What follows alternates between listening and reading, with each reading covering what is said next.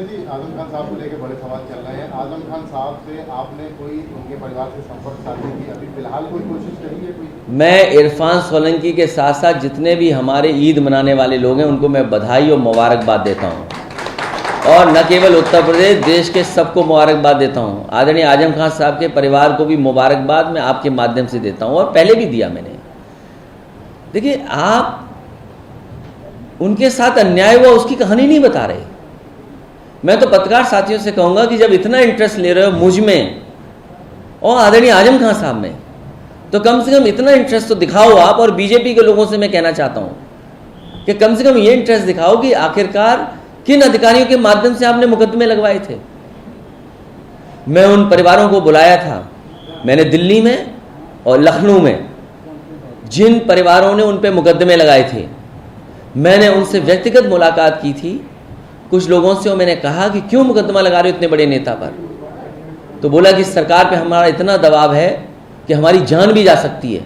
अगर हमने आपकी मदद की तो हो सकता है बीजेपी की सरकार में हमारी जान चली जाए, और जब जान पे बात आ जाएगी तो कोई भी किसी पर कुछ भी मुकदमा लिखा देगा। 24 में आजम खान की जगह टिकट किसको मिलेगी? आजम खान साहब को मिलेगी, उसमें क्या बात है? सर, चाचा में अभी भी कंफ्यूजन फंसा हुआ है। चाचा क्या कन्फ्यूजन है? वो चाचा है, इतना नहीं जानते आप? वो तो कह रहा विधानमंडल से क्या कन्फ्यूजन है? वो देखिए, जब चाचा हैं तो हमसे आगे होंगे ना, तो हमसे आगे हैं। वो भी इंतजार कर रहे हैं आजम खान साहब के बाहर आने का? नहीं, देखिए, इंतज़ार सच पूछोगे आप तो ईमानदारी से मैं कह रहा हूँ कि हम समाजवादी लोग सब इंतज़ार कर रहे हैं कि उनकी कानूनी मदद हो, वो बाहर आएँ, और हमारे आपके किसी के हाथ में हो तो आज हम लोग उनके साथ कर दें जो करना चाहें। लेकिन सवाल ये, बीजेपी को इंटरेस्ट क्यों आ रहा है? अखिलेश जी, आरोप आप पर भी लग रहा है कि आपकी पार्टी के लोग भी कह रहे हैं कि आप आजम खान की मदद नहीं कर रहे हैं, जो मदद करनी चाहिए। जो मदद मैं कर रहा हूँ क्या मैं बता सकता हूँ आपको? जितनी मदद हम समाजवादी लोग कर सकते हैं पूरी मदद की है, और बीजेपी चाहती है कि हम लोग खुल के कह दें क्या मदद की है। आप भी लगता है बीजेपी से मिल करके आए हो। हाँ, बहुत धन्यवाद। नहीं, वैसे नहीं, वो इशारा किया होगा कि ऐसा करिएगा। आजम साहब पे ही सवाल पूछना, आप महंगाई पे सवाल मत पूछना।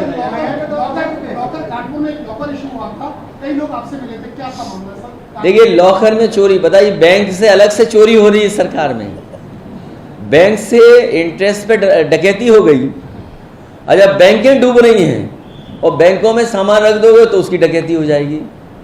उन परिवारों की मैंने मदद की, और जो संबंधित अधिकारी थे उनसे मैंने कहा कि ये बैंक की जिम्मेदारी है इनकी मदद करना, और मुझे खुशी है इस बात की कि बैंक ने हमारी बात को सुना और उन्होंने उन परिवारों की मदद की। नमस्कार दोस्तों, मैं हूं आपके साथ साक्षी और आप देख रहे हैं नेक्स्ट 9 लाइव। समाजवादी पार्टी के राष्ट्रीय अध्यक्ष अखिलेश यादव ने झांसी में चाचा शिवपाल यादव को लेकर गुरुवार को बड़ा बयान दिया है। उत्तर प्रदेश के पूर्व मुख्यमंत्री अखिलेश यादव तो चाचा को अपनी पार्टी यानी समाजवादी पार्टी का सदस्य ही नहीं मान रहे। सीतापुर जेल में बंद आजम खान के बारे में उन्होंने कहा कि हम हर स्तर पर उनके साथ हैं। समाजवादी पार्टी के संस्थापक सदस्य शिवपाल सिंह यादव को लेकर पार्टी के राष्ट्रीय अध्यक्ष अखिलेश यादव ने गुरुवार को बड़ी बात कह दी। उन्होंने कहा कि चाचा शिवपाल यादव तो समाजवादी पार्टी के सदस्य ही नहीं है, उनको समाजवादी पार्टी की चिंता करने की जरूरत नहीं है। चाचा अपनी प्रगतिशील समाजवादी पार्टी को मजबूत करें। शिवपाल सिंह यादव तो भाजपा से मिला बताने वाले अखिलेश यादव ने गुरुवार को कहा कि उनके चाचा शिवपाल सिंह यादव अपनी पार्टी के राष्ट्रीय अध्यक्ष हैं और उन्हें अपने दल को मजबूत करना चाहिए। वह बेकार में समाजवादी पार्टी पर ध्यान दे रहे हैं। अखिलेश यादव इतने पर ही नहीं रुके और उन्होंने कहा था कि जो भाजपा से मिल गया है वह समाजवादी पार्टी में नहीं रह सकता है। सपा अध्यक्ष ने यह भी पूछा कि भाजपा उनके चाचा को शामिल करने में देर क्यों कर रही है। अखिलेश ने कहा कि समाजवादी पार्टी तो उनका दल है, वह उस दल के राष्ट्रीय अध्यक्ष हैं।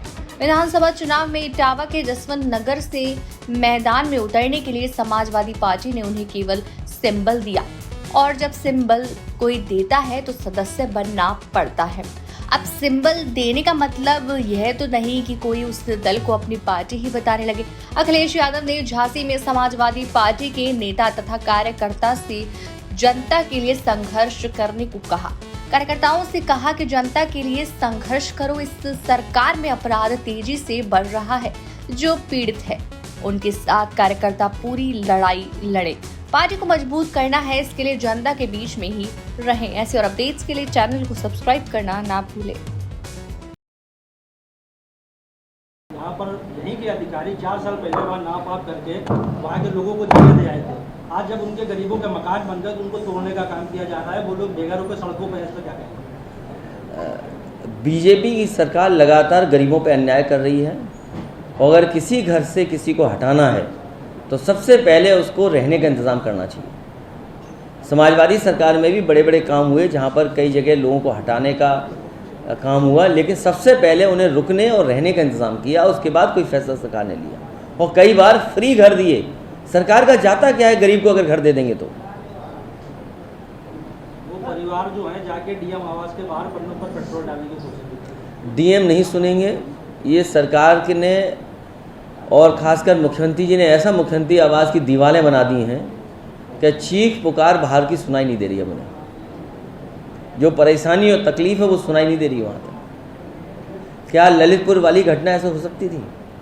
चंदौली में जो घटना हुई क्या हो सकती थी? और हर दिन देखिए फतेहपुर में हो गया एक बलात्कार, बेटी का लूट हो गई सड़क पर, अलीगढ़ और उस इलाके में एक अधिकारी की लूट हो गई अलीगढ़ में। बुलंदशहर में एक हस्बैंड वाइफ डॉक्टर, उनके साथ घटना हो गई। कितनी घटना हम आपको बताएं। और सच्चाई ये है कि अगर आप आंकड़े मंगा लेंगे तो सबसे ज़्यादा वर्स्ट लॉ एंड ऑर्डर अगर कहीं है तो आपका उत्तर प्रदेश में है।